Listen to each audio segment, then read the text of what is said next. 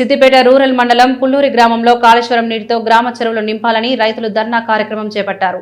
ఈ కార్యక్రమంలో రైతులు రోడ్డుపై బైఠాయించి తమ పంటలు ఎండిపోతున్నాయని, తమపై దయ ఉంచి కాంగ్రెస్ ప్రభుత్వం గ్రామ చెరువుల్లోకి నీటి విడుదల చేసి తమ పంటలను కాపాడాలని, లేని పక్షంలో ధర్నాను ఉధృతం చేసి కలెక్టరేట్ ముందు ధర్నా చేస్తామని తెలిపారు. తలాపూనే గోదావరి మా గ్రామ పంట పొలాలు ఎడారి అనే నినాదంతో రైతులు ప్రభుత్వానికి విన్నవించారు. సిద్దిపేట దగ్గరలోని రంగనాయక సాగర్ ఎడమ కాలువ పుల్లూరు గ్రామం నుండి దాదాపు 9 కిలోమీటర్లు ప్రయాణిస్తోంది. ఈ కాలువ కోసం కొన్ని వందల ఎకరాలు రైతులు తమ పంట పొలాలను వదులుకొని ప్రభుత్వం ఎంత ఇస్తే అంత పరిహారం తీసుకొని మన పంట పొలాలు పోయినా మిగతా వాళ్ళందరికీ పొలాలు సస్యశ్యామలం అవుతాయని, గ్రామ చెరువుల నుండి ప్రజలు సంతోషిస్తారని, మా భూములు వదులుకుంటే మా పుల్లూరు గ్రామంపై ప్రభుత్వం సీతకన్ను వేసిందని, మా గ్రామ చెరువులోకి చుక్క నీరు కూడా రాకుండా పోయిందని, తద్వారా కాలువల్లో జాగపోయిన పొలాల రైతులు బాధపడుతున్నారు.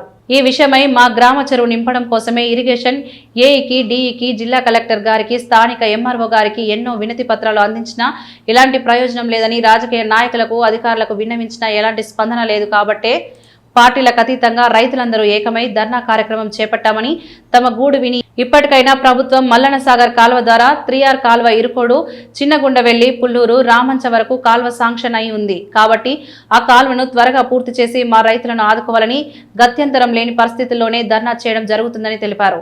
ఇప్పటికైనా ప్రభుత్వం స్పందించి మా రైతులను ఆదుకోవాలని విన్నవించారు.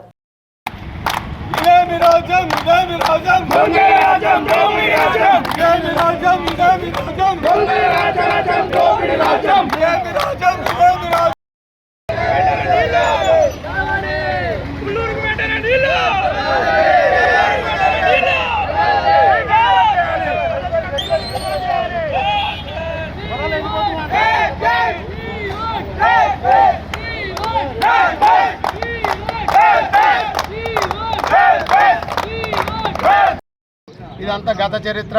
ఎంతో తృప్తిగా ఉన్నాం.